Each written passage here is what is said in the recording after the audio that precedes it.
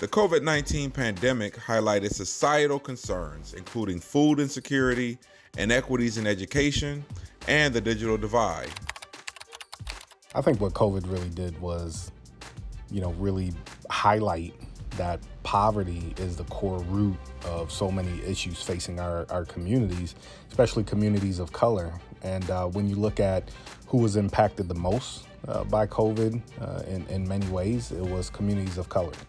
It also moved nonprofits like the Boys and Girls Clubs of Southeastern Michigan and the Downtown Boxing Gym into emergency fundraising mode.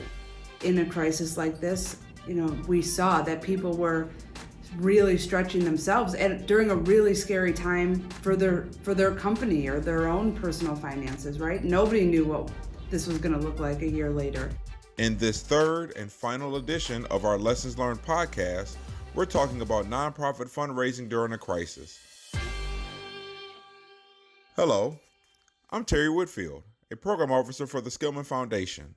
Let's welcome back Jessica Hauser, Executive Director of the Downtown Boxing Gym, and Sean Wilson, CEO of Boys and Girls Clubs of Southeastern Michigan, to share their insights on what has been a challenging and unprecedented time. From the beginning, it caused a $2 million gap in our budget because of event revenue coming in. But we already knew as an organization that was an Achilles heel, that was an issue that we relied so heavily on event revenue. So for the past couple of years, we are already looking at an opportunity to diversify funding streams. And so I think COVID just really underscored that.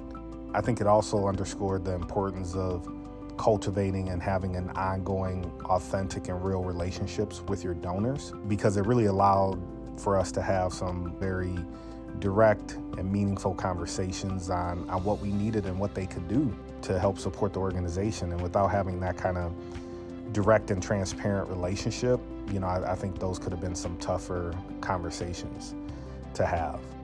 Both Downtown Boxing Gym and Boys and Girls Club rely solely on donations, and the beginning of the pandemic, they were not free-flowing. At the time we had to triple our budgets and do all that stuff. It was really nerve-wracking. Dollars have begun to loosen up a bit more.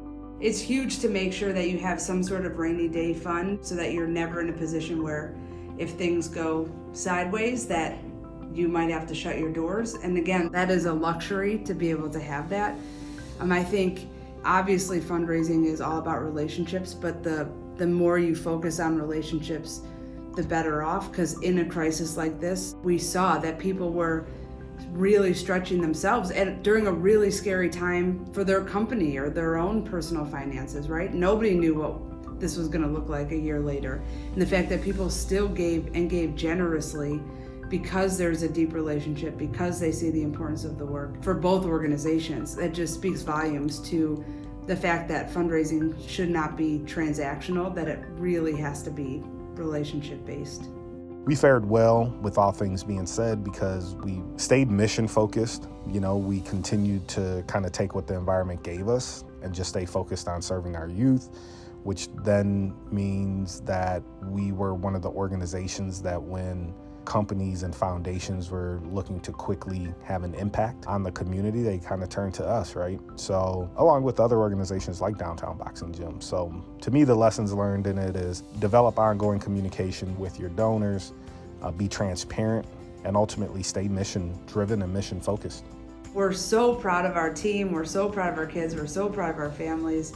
So proud of our relationship with Boys and Girls Club and everything they've been doing at a time that everyone could have just pulled back and said, it's scary, right? I'm not gonna do anything. The fact that everybody leaned in and everybody doubled down on the commitment to the organizations, the commitment to themselves to make sure that they were doing all their schoolwork, doing all the, doing everything they could to get through this year successfully is just, it's incredible to have witnessed. It's, I'm just really, really proud how funders showed up, how, just that we all rallied and made sure we had each other's back was a beautiful thing. Thank you, Jessica and Sean, for sharing your insights from the front lines. You continue to work tirelessly along with your teams to help young people succeed, and for that, our entire community is truly grateful. We know that fundraising and all the challenges COVID-19 brought to the forefront are still ongoing. So if you'd like to help out, visit DBGDetroit.org for the Downtown Boxing Gym and BGCSM.org for Boys and Girls Clubs of Southeastern Michigan. This podcast is sponsored by the Skillman Foundation. If you'd like to learn more about what we do, please visit skillman.org. We hope this 3-part series has been eye-opening and informative. Our goal was to share these important lessons learned during the COVID-19 crisis so that others can learn and make decisions based on the observations and best practices we've talked about.